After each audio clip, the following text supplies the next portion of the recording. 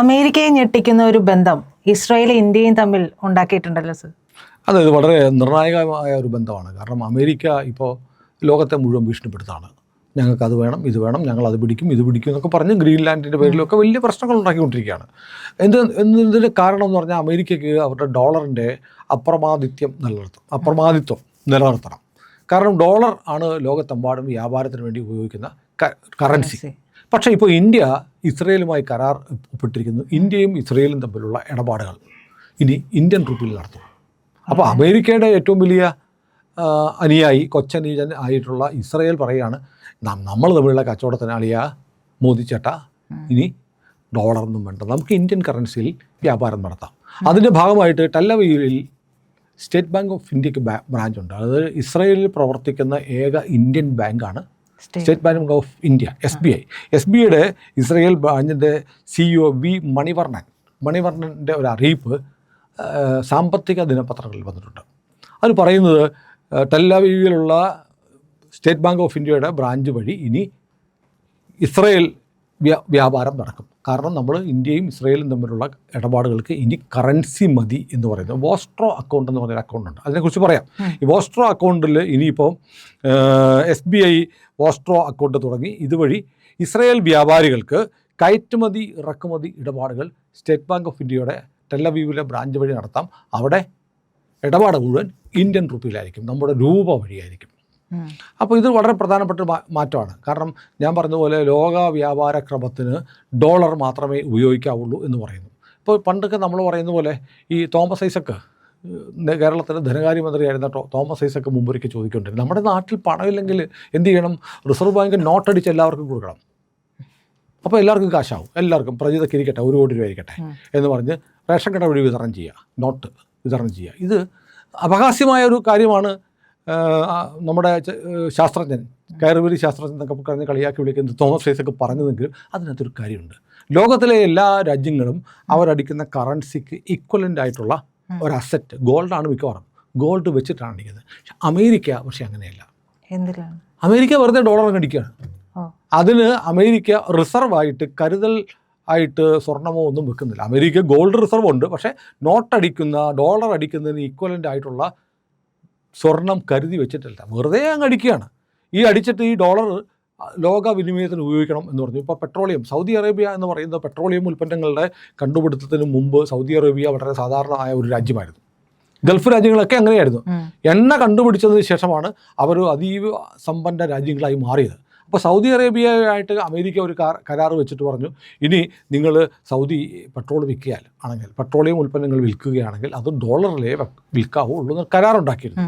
പക്ഷേ സൗദിയിലെ ഫൈസൽ രാജാവിൻ്റെ കാലത്ത് ഫൈസൽ രാജാവ് പറഞ്ഞു, ഒന്നും വേണ്ട, ഒരു കാര്യം ചെയ്യും, ഡോളർ ഇല്ലാത്തവർ വന്നാലും അവരുടെ നാണയമായിട്ട് വന്നാലും അവരുടെ കറൻസി ആയിട്ട് വന്നാലും എണ്ണ തരാം എന്ന് പറഞ്ഞു. അത് അമേരിക്കയ്ക്ക് വലിയ തിരിച്ചടിയായിരുന്നു. കാരണം അമേരിക്കയുടെ ഡോളർ കൊണ്ട് ലോകത്ത് മുഴുവൻ വ്യാപാരം നടന്ന എല്ലാ കറൻസികളും ഡോളറുമായിട്ട് താരതമ്യം ചെയ്യും. അത് മാറിയിട്ട് മറ്റ് നാണയങ്ങളിലേക്ക് മാറിയാൽ, മറ്റ് കറൻസിയിലേക്ക് മാറിയാൽ അമേരിക്കയ്ക്ക് ലോകത്തുള്ള ഈ അപ്രമാദിത്വം, അവരുടെ സ്വാധീനം ഇല്ലാണ്ടാവും. അതുകൊണ്ട് അത് ഫൈസൽ രാജാവിൻ്റെ തീരുമാനത്തോട് അമേരിക്ക വിയോജിച്ചെന്ന് മാത്രമല്ല, വളരെ പെട്ടെന്ന് ഏറ്റവും അടുത്ത ബന്ധു ഫൈസൽ രാജാവിനെ കിടപ്പുമുറിയിൽ വെച്ച് വെടിവെച്ചു വന്നു. അതോടെ വീണ്ടും സൗദി അറേബ്യ ഡോളറിലേക്ക് മടങ്ങി. അപ്പോൾ അതിനകത്ത് അമേരിക്കയുടെ ഒരു കൈയുണ്ട്, CIA ആണ് ഇതിൻ്റെ പിന്നിലൊക്കെ എന്നുള്ള കഥകളൊക്കെ ഇപ്പോഴും ഉണ്ട്. ആയിരിക്കാം അമേരിക്കയുടെ താല്പര്യത്തിന് വിരുദ്ധമായി നിൽക്കുന്നവരെ ലോകത്തെവിടെ ചെന്നും തീർത്തിട്ടുണ്ട്, ചരിത്രമാണ് നമ്മുടെ മുന്നിൽ അനുഭവം. ഇപ്പം നമ്മൾ വെനസ്വേല കണ്ടിരിക്കുകയാണ്. വെനസ്വേലയെ സംബന്ധിച്ച് പറയുമ്പോൾ വെനസ്വേലയ്ക്ക് ഇതൊക്കെ വേണം. കാരണം വെനസ്വേലയെ സംബന്ധിച്ച് പറഞ്ഞാൽ വെനസ്വേല ലോകത്തെ ഏറ്റവും കൂടുതൽ പെട്രോളിയം റിസർവുള്ള രാജ്യമാണ്. ഏറ്റവും കൂടുതൽ പെട്രോളിയം അവിടെയാണുള്ളത്, ക്രൂഡ് ഓയിൽ അവിടെയാണുള്ളത്. പക്ഷേ അതിൻ്റെ 1% അവരെടുക്കുന്നത്. കാരണം എന്താണെന്നറിയോ? അതിനുള്ള ശേഷിയില്ല. സോഷ്യലിസം നടപ്പാക്കി കേരളം പോലെ വലിയ വിഭവങ്ങളുണ്ടെങ്കിലും ഉപയോഗിക്കാൻ കഴിയാതെ ദരിദ്രരായി മാറുന്ന ജനങ്ങളുടെ അവസ്ഥയാണ് വെനസ്വേലയിൽ ഉണ്ടായിരുന്നത്. അപ്പോൾ അവിടുത്തെ ഈ സോഷ്യലിസം എന്ന് പറയുന്ന കാലഹരണപ്പെട്ട ആശയങ്ങളുടെ പിന്നാലെ ഏകാധിപത്യ വാഴ്ച നടത്തി ആ രാജ്യം മുച്ചൂടും മുടിച്ചു ഈ മഡുറോ. അപ്പോൾ അതിൻ്റെ ഫലമായിട്ടാണ് അമേരിക്കയ്ക്ക് ഇടപെടാൻ കഴിഞ്ഞ പല കാര്യങ്ങളിലൊന്ന്. അപ്പോൾ ഏതായാലും ഇപ്പോൾ ഇസ്രയേലും ഇന്ത്യൻ ചേംബർ ഓഫ് കൊമേഴ്സും സ്റ്റേറ്റ് ബാങ്ക് ഓഫ് ഇന്ത്യയും ഒരുപാട് ചർച്ചകൾ നടന്നു. അപ്പോൾ ഇതിൻ്റെയൊക്കെ ഭാഗമായ അമേരിക്കയിലെ വലിയ പ്രതിരോധ ഇടപാട് കമ്പനികൾ ഉണ്ട്, പ്രതിരോധ ഉൽപ്പന്നങ്ങൾ ഉണ്ടാക്കുന്ന, ആയുധങ്ങൾ ഉണ്ടാക്കുന്ന, പച്ചയ്ക്ക് പറഞ്ഞാൽ ഈ കമ്പനികൾ വരെ ഇന്ത്യയുമായി ഡോളറിനെ ഒഴിവാക്കി ഇന്ത്യൻ കറൻസിയിൽ കച്ചവടം നടത്താൻ തയ്യാറാകുമെന്നാണ് ഏറ്റവും പ്രധാനപ്പെട്ട ഒരു ഗുണം. മാത്രമല്ല അവിടെ താമസിക്കുന്ന പ്രവാസികളായ ആളുകൾക്ക് വലിയ നഷ്ടം കൂടാതെ നേരിട്ട് ഇന്ത്യൻ അവിടെ നിന്ന് പണം അയക്കാനും കഴിയും. കാരണം കറൻസി വഴിയുള്ള ഇടപാടുകളൊക്കെ നടക്കുന്നുണ്ട്. ഇതൊരു വലിയ കാര്യമാണ്. അപ്പം ഡോളറിനെ ആശ്രയിക്കുന്നത് പരമാവധി ഒഴിവാക്കുക എന്നുള്ള ഒരു ഇന്ത്യയുടെ നയം കുറച്ചായിട്ടുണ്ട്. നമ്മൾ ഡോളറിനോട് നമ്മളൊരു യുദ്ധം പ്രഖ്യാപിച്ചിട്ടുണ്ട്. ഇത് ട്രംപിന് ഇഷ്ടപ്പെടാത്ത നമ്മളെ താരിഫൊക്കെ ചുമത്തുന്നതിന് പിന്നിലുള്ള പല കാരണങ്ങളിലൊന്ന്, നമ്മൾ ഇപ്പോൾ റഷ്യയുമായിട്ട് നമ്മൾ എണ്ണ വാങ്ങുന്നത് രൂപയിലാണ്, ചൈനയുമായിട്ട് വ്യാപാര തലത്തിൽ നമ്മൾ ഇന്ത്യൻ കറൻസി ഉപയോഗിക്കുന്നു. ഇത് മാത്രമല്ല, നമ്മൾ ഇപ്പം ഈ ഇത്തരം കരാറുകൾ ഇപ്പോൾ വേണ്ട 30 രാജ്യങ്ങളിൽ 123 വിദേശ ബാങ്കുകളുമായി നമുക്ക് ഇടപാടുണ്ട്. അതായത് റഷ്യയുമായിട്ട് നമ്മൾ രൂപയിൽ വിനിമയം നടത്തുമ്പോൾ അത് അമേരിക്കയെ അങ്ങോട്ട് ബാധിക്കാൻ സാധ്യത കുറവാണ്. പക്ഷേ ഇസ്രായേൽ എന്ന് പറയുന്നത് അമേരിക്കയുമായി വളരെ സാറ് പറഞ്ഞതുപോലെ തന്നെ വളരെ ചേട്ടനനിയൻ ബന്ധമുള്ളതല്ലേ. അപ്പോൾ അതവർ ആലോചിച്ചുറച്ച തീരുമാനമാണ്. ഇസ്രായേൽ സർക്കാർ തീരുമാനിച്ചു, ഇന്ത്യൻ സർക്കാരും തയ്യാറാണ്. നമ്മളിപ്പോൾ അതാ ഞാൻ പറഞ്ഞു വന്നത്, ഇപ്പം നമ്മൾ വിചാരിക്കുമ്പോൾ പോലെയല്ല. ഇപ്പോൾ 30 രാജ്യങ്ങളുമായി ഇന്ത്യക്ക് ഈ വിനിമയ ഇടപാടുണ്ട്. 123 ബാങ്കുകളുമായിട്ട് നമുക്ക് സ്പെഷ്യൽ റുപ്പി വെസ്ട്രോ അക്കൗണ്ട് ഉണ്ട്. എന്ന് പറഞ്ഞാൽ SRVA എന്ന് പറയും. ഈ SRVA എന്ന് പറഞ്ഞാൽ വിദേശ രാജ്യങ്ങളിലെ ബാങ്കുകൾ ഇന്ത്യൻ ബാങ്കുകളിൽ തുടങ്ങുന്ന സ്പെഷ്യൽ അക്കൗണ്ടാണ്. ഇന്ത്യയുടെ ബാങ്കിൽ അവിടുത്തെ ഇപ്പോൾ ഇസ്രായേലിലെ ബാങ്ക് ഇന്ത്യൻ ബാങ്കിൽ ഒരു അക്കൗണ്ട് തുടങ്ങും. അതാണ് ഈ സ്പെഷ്യൽ റുപ്പി വെസ്ട്രോ അക്കൗണ്ട് എന്ന് പറയുന്നത്. എന്നിട്ട് നേരിട്ട് രൂപയിൽ വിനിമയം നടത്താം ഇതുവഴി. അങ്ങനെ ആഗോളതലത്തിൽ ഇന്ത്യൻ രൂപയുടെ മൂല്യം കൂടുന്നുള്ള വെസ്ട്രോ ഇടപാട് ഈ താരിഫിനിടയ്ക്ക് നമ്മൾ കുറച്ച് ഉദാരമാക്കാൻ നമ്മൾ തീരുമാനിച്ചിരുന്നു. അതായത് ലോകത്തെമ്പാടുമുള്ള ബാങ്കുകൾ ഇന്ത്യ അവിടെ ഇന്ത്യയിലെ ഒരു ബാങ്ക് ഉണ്ടെങ്കിൽ അവിടെ ഒരു അക്കൗണ്ട്, വെസ്ട്രോ അക്കൗണ്ട് തുടങ്ങിയാൽ പിന്നെ ആ രാജ്യമായിട്ട് നമുക്ക് ഇന്ത്യൻ കറൻസിയിൽ വ്യാപാരം നടത്താൻ പറ്റും, വിനിമയം നടത്താൻ പറ്റും. ഇത് നമ്മൾ ഈ താരിഫിനിടയ്ക്ക് സ്റ്റേറ്റ് ബാങ്ക് ഓഫ് ഇന്ത്യ ഉൾപ്പെടെയുള്ള ബാങ്കുകൾക്ക് ഇതിന് അനുവാദം കൊടുക്കുകയും അവർക്ക് ഇൻഡിപെൻഡൻ്റായിട്ട് തീരുമാനം എടുക്കുകയും ചെയ്യാമെന്ന് പറയുണ്ടായി. അത്തരം ഉത്തരവ് റിസർവ് ബാങ്ക് ഓഫ് ഇന്ത്യ പുറപ്പെടുവിച്ചു, വളരെ ഉദാരമാക്കി വാസ്ട്രോ ഇടപാടുകൾ. അപ്പോൾ അതുകൊണ്ട് ഈ താരിഫിനിടയ്ക്ക് ശ്രദ്ധിക്കപ്പെടാത്ത ഒരു വാർത്തയാണിത്.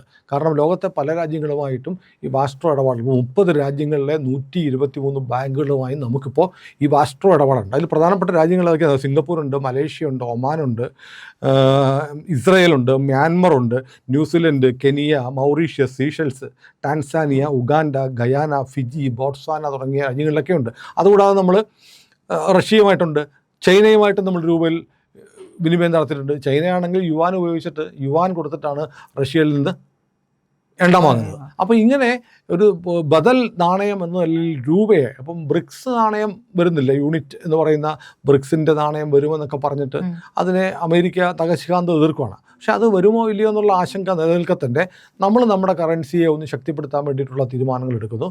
അപ്പോൾ ഇസ്രായേൽ ഇന്ത്യ ബന്ധത്തിൽ അമേരിക്കയുമായുള്ള ബന്ധം വഷളാവും തോറും ഇന്ത്യയും ഇസ്രായേലും തമ്മിലുള്ള ബന്ധം കൂടുതൽ അടിത്തറയുള്ളതായി മാറുന്നു. സാമ്പത്തികമായി അത് കൂടുതൽ ദൃഢപ്പെടുന്നു എന്നതിൻ്റെ ഒരു തെളിവാണ് ഇസ്രായേലും ഇന്ത്യയും തമ്മിലുള്ള കറൻസിയിലെ വിനിമയത്തിലുള്ള തീരുമാനം. ഇത് വാർത്തയായിട്ട് മലയാള പത്രങ്ങളിലൊന്നും വന്നിട്ടില്ല.